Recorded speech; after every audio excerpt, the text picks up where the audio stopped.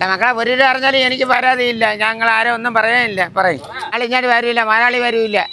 മലയാളി വീട്ടിൽ ഇരിക്കാനേ നോക്കൂ. നോക്കണേ എങ്ങനെയാണ് സൂപ്പർ കിടാവ് തന്നെയെന്ന് നോക്ക്. അങ്ങനെയൊന്നുമല്ല, അവിടെയൊന്നും അല്ല. പറയാ തീർത്ത് അങ്ങനെയൊന്നുമല്ല, അങ്ങനെയൊന്നും അല്ല. വില പറ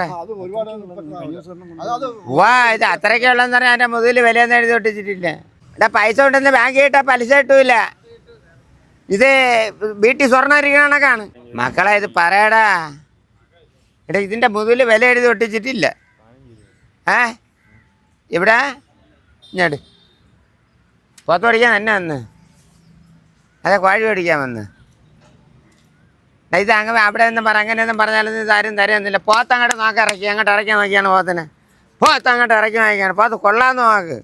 ഇത് അങ്ങനെ ചോദിക്കില്ല നിങ്ങളടുത്തൊന്നും. നിങ്ങളൊക്കെ നമുക്ക് വേണ്ടപ്പെട്ട പിള്ളേരാണ്, അങ്ങനെയൊന്നും ചോദിക്കില്ല. അതുകൊണ്ട് അങ്ങ് അറ്റത്ത് കിടപ്പുണ്ട് നീ പറഞ്ഞ വിലയ്ക്കുള്ള. എത്ര? 16 അപ്പുറത്ത് വിട്, കയറി വിട്. അത് നടക്കില്ല. ഇത് രണ്ടും കൂടെ ആകുമ്പോഴത്തേനും കുഴപ്പമില്ല, തരത്തിലും ഉണ്ട്. അങ്ങോട്ട് നോക്കിയാണ് പൊട്ട് നെറ്റപ്പെട്ടാ പറഞ്ഞു. അടുപ്പിച്ച് ചോദിച്ചാൽ മതി 40,000 രൂപ. ഇനിയിപ്പോൾ നീ ആലോചിച്ചിട്ട് പറയും. ഈ കിടാവൊക്കെ ചോദിച്ചെന്ന് പറഞ്ഞാൽ വലിയ കടത്തിയിട്ടാലും ചോദിച്ചില്ല. കിടാവ് നോക്ക് എങ്ങനെ ഇരിക്കണ.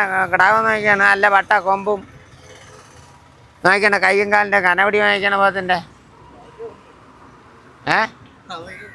പിന്നെന്തേര് പോത്തിന് പറഞ്ഞാൽ കുഞ്ഞ് എന്നാന്ന് നോക്കിയാണ്. പോത്തിന് പറഞ്ഞാൽ കുഞ്ഞ് എന്നാന്ന് നോക്കിയാണ്. അയ്യോടി അങ്ങനെ പറഞ്ഞല്ല, ഈ കിടാവിനാണ് വില ചോദിച്ചത്. ഈ കിടാവിന് എന്നാ കുഴപ്പം നോക്ക് പറയ്. 55 രൂപയുണ്ട്, 55,000 രൂപയുണ്ട് ഈ പോത്ത്. നോക്കി പോത്ത് എൻ്റെ നെഞ്ചിൻ്റെ എണ്ണം വരും. പറയും 40,000 രൂപ വില പറ.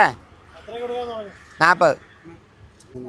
അയ്യോ അവിടെ ഒന്നുമല്ല, അവിടെ ഒന്നുമില്ല. നീ മാത്രം, നിനക്ക് കാര്യങ്ങൾ അറിയത്തൊക്കെ നീ മാത്രം കയറി കുറുക്കടിക്കല്ലേ.